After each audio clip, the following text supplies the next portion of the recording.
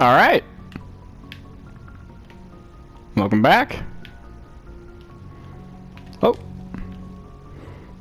And like I promised, we are going to go talk to folks around the Normandy. Oh. What's up, man? Alright.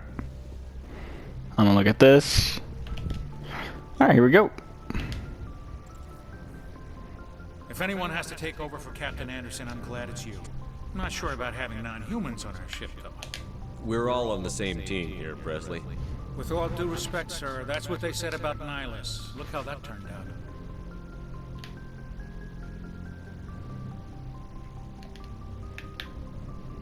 Speak freely, Presley. I want to know if you have a problem with non-humans. It's not that, Commander. Humanity has always handled its own problems. Saren attacked one of our colonies. We should be the ones to stop it. We don't need their help. Some people think asking for help is a sign of weakness. That's just being stupid and stubborn. No matter how strong you are, allies can make you stronger. I guess so. Maybe I'm just stuck in the old ways of thinking. But don't worry, Commander, this won't be a problem. How did you end up assigned to the Normandy? I signed up with the Alliance as a navigator right out of school, following in my grandfather's footsteps, I guess. My first posting was on the Agincourt. We were one of the first reinforcements to arrive at Elysium after the Blitz hit. Those raiders were no match for an Alliance frigate. Of course, the only reason the colony was still standing was because of you, Commander. Yep. I can't believe you held out as long as you did. Because of my my background. How'd you end up on the Normandy? I got my officer's commission after Elysium. Must have made an impression on the right people. Captain asked for me when he was picking his crew. Carry on, Presley. Yes, sir. Alright. It's over here. Ah. Alright, let's talk to Joker.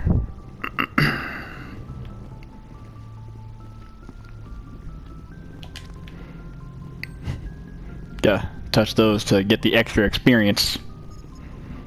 I prefer gold to silver, you know, for my medal. I figured you'd recommend me for one since I pulled your boots out of the fire.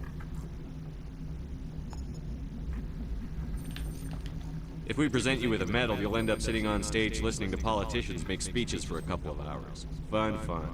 That's a good point. They'd probably make me shave, too. I spent the last 7 weeks working on this baby. No medal's worth that. So, Commander, why don't you tell me why you're really here? How's the Normandy performing? Is she everything they said she'd be? She's the best ship in the fleet, if you've got a pilot who knows how to handle her. Balance isn't what you'd expect. Takes a while to get used to that oversized drive core we got stuffed in the back, and her power can sneak up on you if you're not careful. The Normandy's probably too much ship for your average Alliance pilot, Commander. Lucky for you, I'm anything but average. I like to know my crew. Mind if I ask you a few questions? I can see where this is going. You did a background check on me, didn't you? Well, I'll tell you the same thing I told the captain. You want me as your pilot. I'm not good. I'm not even great. I am the best damn helmsman in the Alliance fleet.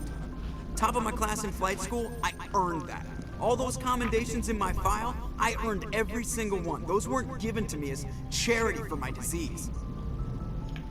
I'm sorry, Joker. I didn't even know you were sick. You mean you didn't know? Oh, crap. Okay, I've got Froelich syndrome, brittle bone disease. The bones in my legs never develop properly. They're basically hollow, too much force and they'll shatter. Even with crutches and my leg braces, it's hard to get around. One wrong step and crack! It's very dramatic.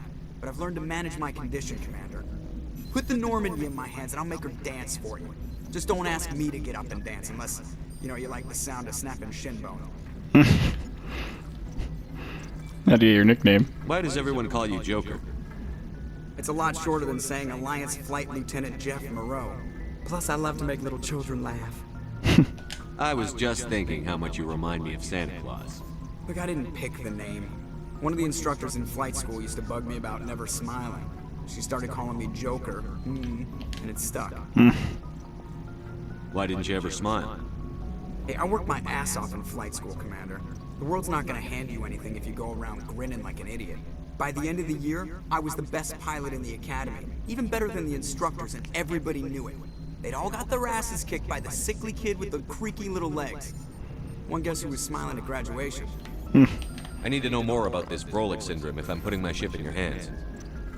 Yeah, of course you do. It's an extremely rare condition. Nobody knows exactly what causes it. Genetic, maybe. It's treatable, but there's no cure. They classify my case as moderate to severe. I was born with over a dozen fractures, hip, thighs, ankles. My bones were already breaking in the womb. 100 years ago, I wouldn't have survived past my first year. Lucky for me, modern medical science has turned me into a productive member of society. You're not gonna break a bone trying to fly the ship, are you?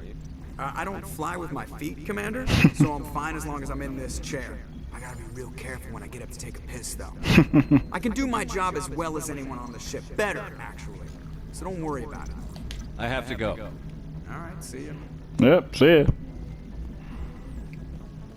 I like Joker. Joker's one of my favorite Mass Effect characters.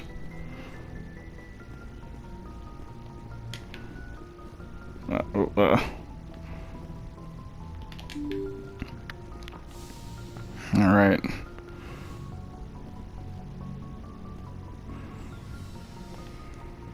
Let me check the weapon locker.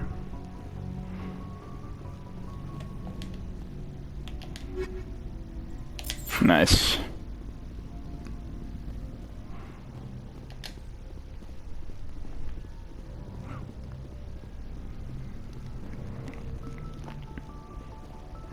Oh, over here's the quarters. Look at this.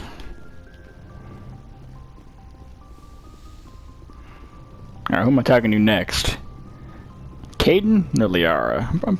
Well, Caden's just right here. I'll talk to Caden. Why not?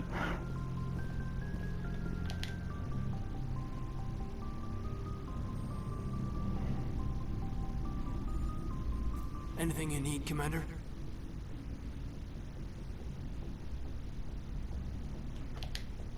Just trying to get a sense of where the crew's at. Thoughts? Is this an official evaluation, Commander? Or off the record? All right. Let's label it officially off the record. Got something on your mind? Straight up, there's something wrong with all of this. This Saren is looking for records on some kind of galactic extinction, but we can't get backup from the Council? Sorry, Commander. There's writing on the wall here, but someone isn't reading it.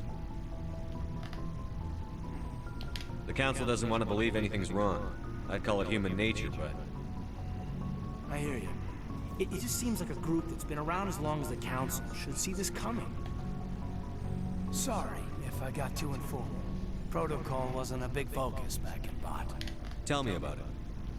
Biotic acclimation and temperance didn't last past the airlock. To the kids they hauled in, it was brain camp. Sorry, hauled in is unkind. We were encouraged to commit to an evaluation of our abilities so an understanding of biotics could be compiled. There are worse results of accidental exposure to element 0 in the womb. Beats the brain tumors some kids grew up with. Is there some question about how you were exposed? My mother was downwind of a transport crash. It was before there were human biotics. A little after the discovery of the Martian ruins. It only gets iffy around 63 when Kinetics was running out of first-gen subjects. Until then, they'd relied on accidentals. Bunch of guys in suits show up at your door after school, and next thing you know, you're out on Jump Zero. Jump Zero is Gagarin Station, right? What's it like? Yeah, that's the official name. Biggest and farthest facility we had for decades. Right on the termination shock, the outer edge of the solar system. It's where they did all the Goose Chase FTL research before we caught on to using mass effect fields. It was a sterile research platform when I was there. There were other kids in the same boat, right? At least you weren't alone out there. That's true. We did have a little circle that'd get together every night before lights out. We didn't have much to do, though. It was a research platform then, and Kinetics kept Jump Zero off the extranet to prevent leaks. Then you must have had plenty of time to get to know each other. Yeah, we'd sit around and bull every night after dinner, play cards or network games. There was this girl named Rana, who had a little circle grow up around her. She was from Turkey. Her family was very rich, but she was smart and charming as hell. Beautiful, but not stuck up about it. I think you'd have liked her. Sounds like she was special to you. She was. Maybe she felt the same. But things never felt together. Training, you know. Jump Zero is a long way from home. What was it like? The grand gateway to humanity looks a lot better in the vids. Hmm. But that's my own baggage, Commander. No bearing on this. Alenko, there's no regulation that says you can't be friends with your commander. I appreciate that, Commander. I just don't want you to think that I'm a whiner. A whiner. Besides, I've got my past squared away. Alright then. Cool. Hey, let's go talk to Liara.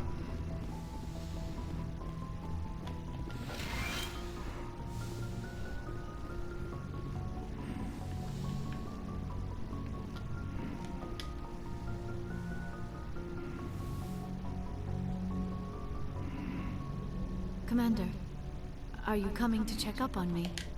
You look much better. How are you feeling? Dr. Chakwas assures me I am going to be fine. I was impressed with her knowledge of Asari physiology.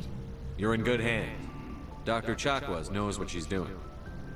I never properly thanked you for saving me from the Geth, Commander. If you hadn't shown up, Don't mention it. I'm just glad we got there in time. so am I. I know you took a chance bringing me aboard this ship. I have seen the way your crew looks at me. They do not trust me. But I am not like Benezia. I will do whatever I can to help you stop Saren. I promise. Don't worry, Liara. I trust you. I know you won't let me down. It means a lot to hear you say that, Commander. Thank you. Tell me about yourself, Liara. Me? I am afraid I am not very interesting, Commander. I spend most of my time on remote digs, unearthing mundane items buried in long-forgotten Prothean ruins. Sounds dangerous. And lonely. Sometimes I would run afoul of indigenous life forms or stumble across a small band of mercenaries or privateers, but I was always careful. Until the Geth followed me to Artemis Tau, I never found myself in any situation my biotics could not handle. As for the solitude, well, that is one aspect that most appealed to me. Sometimes I just need to get away from other people. You don't like other people? I suppose it comes from being a matriarch's daughter. People expected me to follow in Benezia's footsteps. They wanted me to become a leader of our people. Matriarchs guide their followers into the future. They seek the truth of what is yet to come. Maybe that's why I became so interested in the secrets of the past. It sounds so foolish when I say it out loud. It sounds like I became an archaeologist simply to spite Benezia. Nah, nothing wrong with that. All children rebel against their parents. It's a natural part of growing up. Aha, you share the wisdom of the matriarch, Shepard. That is exactly what Benezia said when I told her of my decision. But there was more to it than that. I felt drawn to the past. The Protheans were these wondrous, mysterious figures. I wanted to know everything about them. That is why I find you so fascinating. Oh. You were marked by the beacon on Eden Prime. You were touched by working Prothean technology. Don't try to study me! Don't touch me! Alright, well anyway. I'm fascinating. Sounds like you want to dissect me in a lab somewhere. What? No! I did not mean to insinuate. I never meant to offend you, Shepard. Oh. I only meant that you would be an interesting specimen for an in-depth study. Oh, whoa. No, that's even worse. Whoa. Calm down, Liara. I was only joking. Joking? Oh, by the goddess, how could I be so dense? You must think I am a complete and utter fool. No, not Now at I know all. why I prefer to spend my time in the field with data disks and computers. I always seem to say something embarrassing around other people. Please, just pretend this conversation never happened. Nah, I'm good. Let's go. I should go. Goodbye, Shepard. Alright.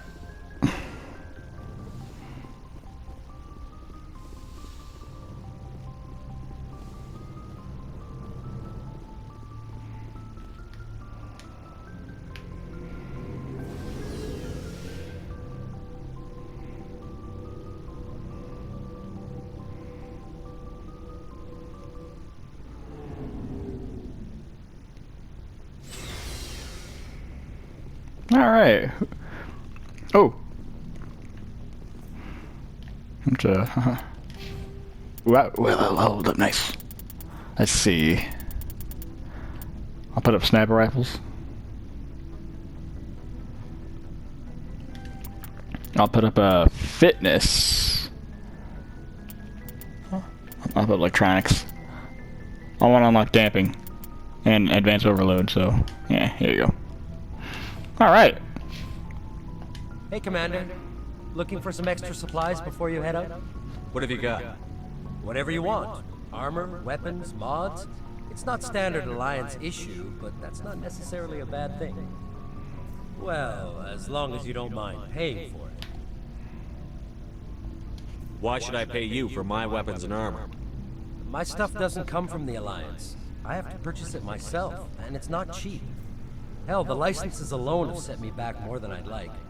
But no licenses, no goods. Without the goods, I'm out of a job. Alright. Let's see what you've got. You bet, Commander. I just want to buy the, yeah, I can't afford this. I just want to buy... I'll buy both of these. The Metagel upgrade and the grenade upgrade. So now we can carry 6 Metagel and 6 grenades. So there you go. Okay. I'm gonna look at the makeover real quick. Alright. I'll talk to Rex first. Shepard, what can I do for you? What's your story, Rex? There's no story. Go ask the Quarian if you want stories. Come on.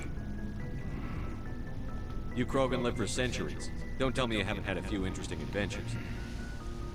Well, there was this one time the Turians almost wiped out our entire race. That was fun. That's unfortunate. I heard about that. You know, they almost did the same to us. It's not the same. It isn't? It seems pretty much the same to me. So your people were infected with a genetic mutation? An infection that makes only a few in 1,000 children survive birth? And I suppose it's destroying your entire species? I suppose it isn't all the same. I don't expect you to understand, but don't compare humanity's fate with the Krogan. Sorry, Rex. I wasn't trying to get you upset. Your ignorance doesn't upset me, Shepard. As for the Krogan, I gave up on them long ago. The genophage infected us, but it's not what's killing us. Genophage. What can you tell me about the genophage? Ask the Solarians if you want details. They made it. All I know, it makes breeding nearly impossible. Thousands die in stillbirth, and most never get that far. Every Krogan is infected. Every one. And no one's rushing to find a cure. Why don't the Krogan try to find a cure? When was the last time you saw a Krogan scientist? You ask a Krogan, would he rather find a cure for the genophage or fight for credits? He'll choose fighting every time. It's just who we are, Shepard. I can't change that. Nobody can. So long, Rex. Oh, nice.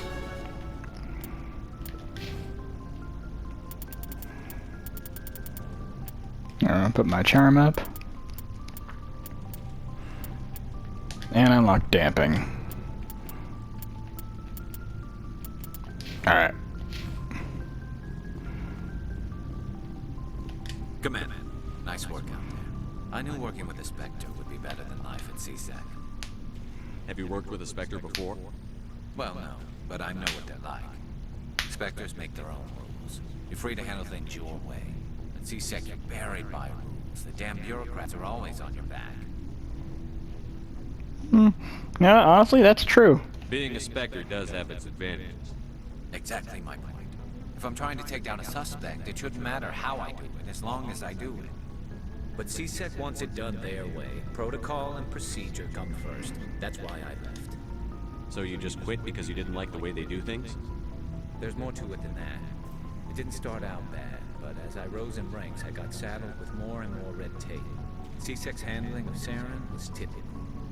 I just couldn't take it anymore. I hate leaving. I hope you made the right choice. I'd hate for you to regret it later. Well, that's sort of why I teamed up with you. It's a chance for me to get off the Citadel, see how things are done outside C-Sec. Either way, I plan to make the most of this.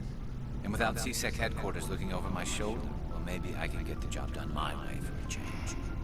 Sounds good to me. As long as you do your job well, you're free to go about your business as you see fit. Thank you, Commander. Alright.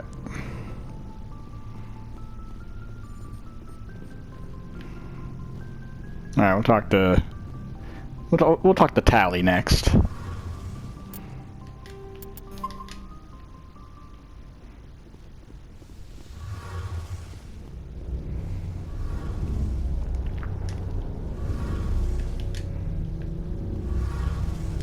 Your ship's amazing, Shepard. I've never seen a drive core like this before. I can't believe you were able to fit it into a ship this small. I'm starting to understand why you humans have been so successful. I had no idea Alliance vessels were so advanced. The Normandy's a prototype. Cutting-edge technology. A month ago, I was patching a makeshift fuel line into a converted tug ship in the flotilla. Now, I'm sitting on board one of the most advanced vessels in Citadel space. I have to thank you again for bringing me along. Traveling on a vessel like this is a dream come true for me. I had no idea you found ship technology so interesting. It comes with being a Quarian.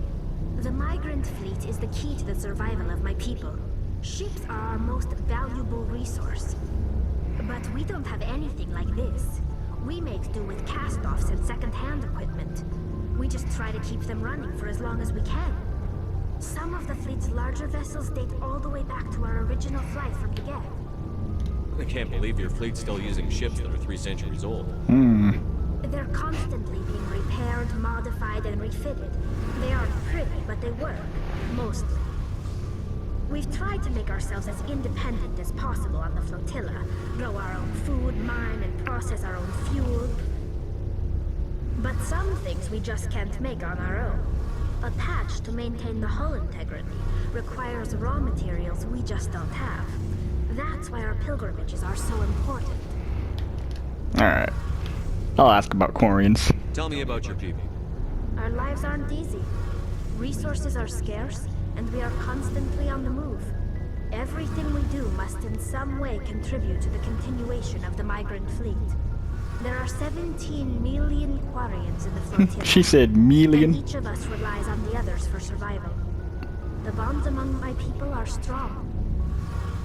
I like her accent, though. We have had to surrender many of the freedoms and civil liberties other species take for granted. What kind of freedoms? Well, it's illegal for parents to have more than one child. If our population grows too much, it would strain our resources to their breaking point. Of course, we also can't allow our numbers to become too few. If our population is in decline, the rule against single births is temporarily repealed. In extreme cases of population decline, incentives are even offered to encourage multiple births. Though the Conclave hasn't had to take such measures in nearly a century. That's your government. The Conclave is our civilian branch of government. Each ship can elect a representative to serve on the Conclave and make decisions that affect the fleet as a whole. On matters that affect an individual ship, however, the captain has the final say. It's a tradition that dates back to the early days, when the fleet was governed by martial law. Fortunately, most captains nowadays are smart enough to have an elected council from their crew to give them advice and guidance. So the ultimate power rests with elected officials. In practice, the Conclave and the respective council for each ship tend to set the rules that govern our daily lives. But in theory, we are still under military jurisdiction. The 5 top-ranking military officials in the fleet serve on the Admiralty Board. These 5 have the power to overrule any decision by the Conclave in case of emergency. To do so requires unanimous agreement among the Admiralty. And they can only do this once. After that, the entire board must resign their posts. It's a safeguard that served us well. In nearly 3 centuries, the Admiralty Board has only overruled the Conclave 4 times. Alright then. I should go. See you later. Oh.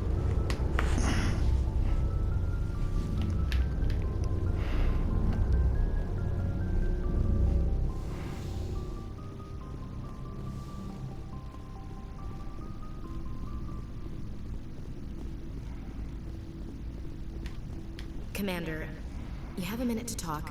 Oh, okay, of course. I keep an open door policy. If you have any concerns, lay them on me.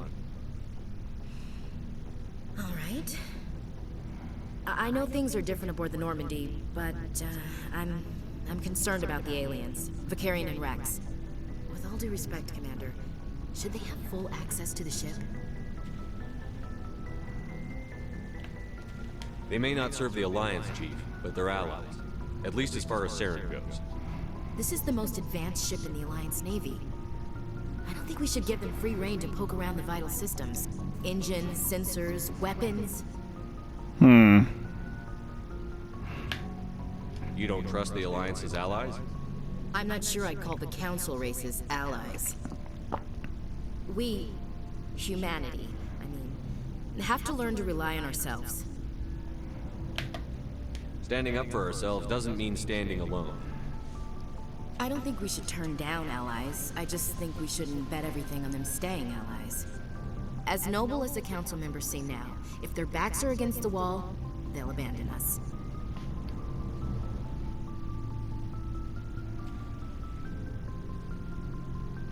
I don't see that as inevitable. Look, if you're fighting a bear and the only way for you to survive is to sick your dog on it and run, you'll do it. As much as you love your dog, it isn't human. You hate dogs now too? Racism, I don't know. Really. Members of their species will always be more important to them than humans are. These seem like deeply held beliefs, Williams. What made you think this way? My family's defended the Alliance since it was founded. My father, grandfather, great-grandmother, they all picked up a rifle and swore the oath of service. I guess we just tend to think of Earth's interests as our own. Alright. It doesn't sound like you've worked with aliens before. No, sir. Mainly I've been groundside, part of the surface garrison forces. I did get a rotation on a space station for training. Every Marine a rifleman, every rifleman ZG certified. That's odd. Your record is spotless and your technical scores are exemplary. You should be serving with the fleet.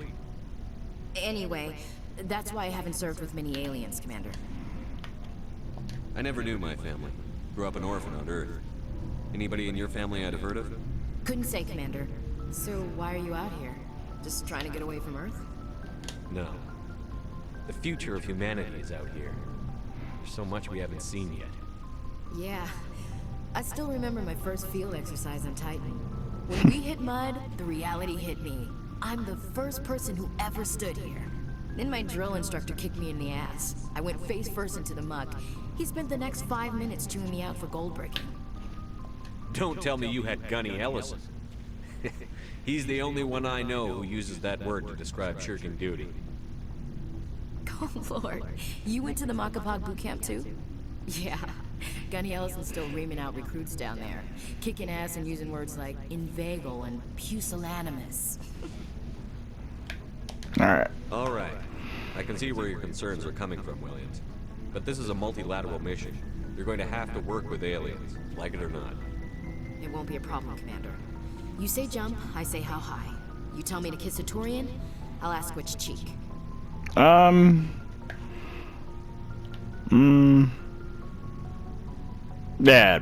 no, here. I don't think kissing Turians will be necessary. You never know, Commander. We'll talk later, Williams. Looking forward to it, sir. Alright.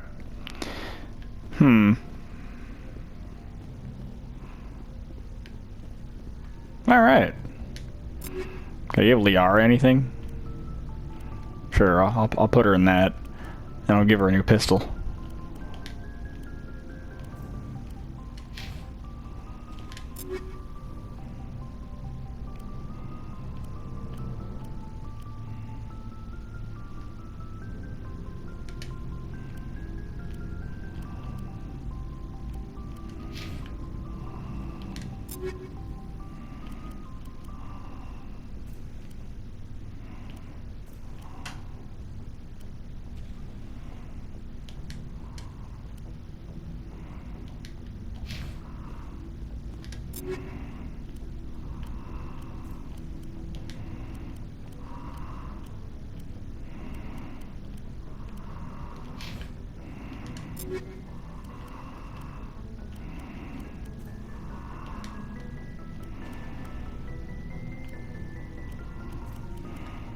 Okay.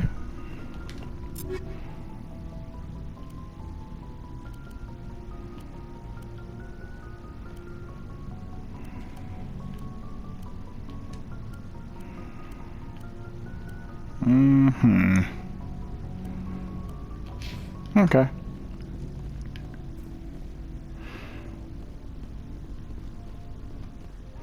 Okay. Oh man. You know, in OG Mass Effect, this takes so long. The painfully slow elevator. That's just a hidden loading screen. Here, I'm gonna talk to Dr. Chakwas real quick. Yes, Commander? Is there something you need? How did you end up serving on an Alliance ship? I enlisted right out of med school.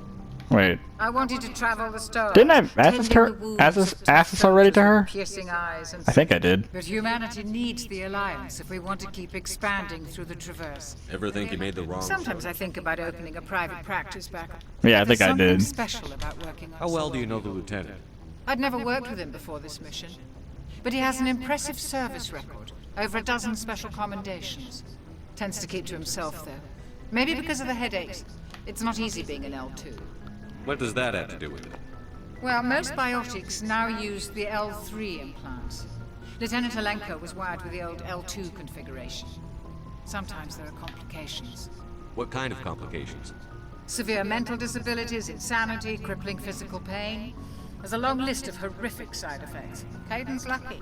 He just gets migraines. Okay. Go. Goodbye, Commander. Oh, wait, you know who I forgot to talk to? I'll talk to him real quick. I forgot to talk to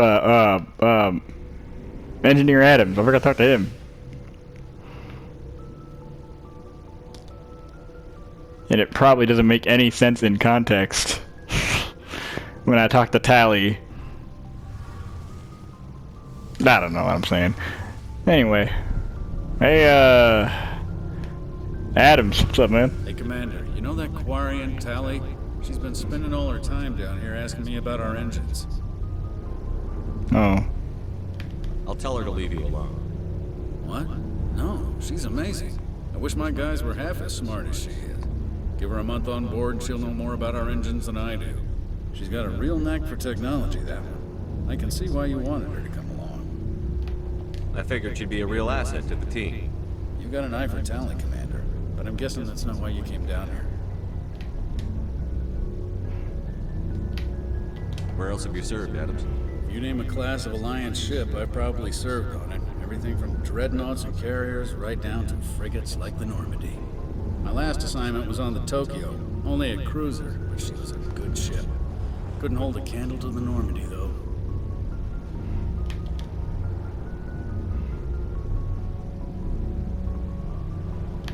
Fill me in on the IES stealth systems. How does it work exactly? You can't hide a ship out in space. They emit too much heat and radiation. Too easy for sensors to pick them up. Unless you find a way to capture those emissions. So our stealth systems trap the energy we give off in storage sinks built into the ship itself. No emissions to give away our location. Eventually the sinks have to be vented. More than a few hours silent running and they overheat. Cook us inside our own hull. There's no way for anyone to detect us? A visual scan can still pick us up. Anyone looking out a window can see us plain as day. But you have to be pretty close to get an actual visual out in space.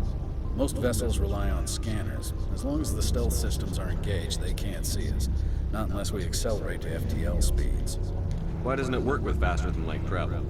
Cranking up the FTL blue shifts our emissions, pushes them into frequencies too high to capture in the sinks.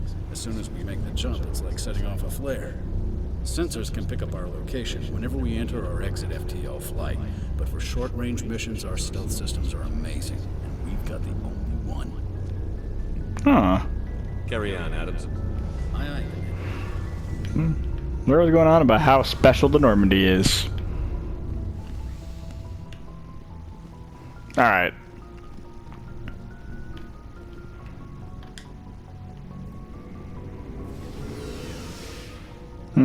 I thought about doing either going to the Citadel or doing Pharaohs next. I might go to Pharaohs. I think we're gonna do Pharaohs right now. And then after Pharaohs, we're gonna start doing like the side missions, you know. I think we'll do it like that. Alright.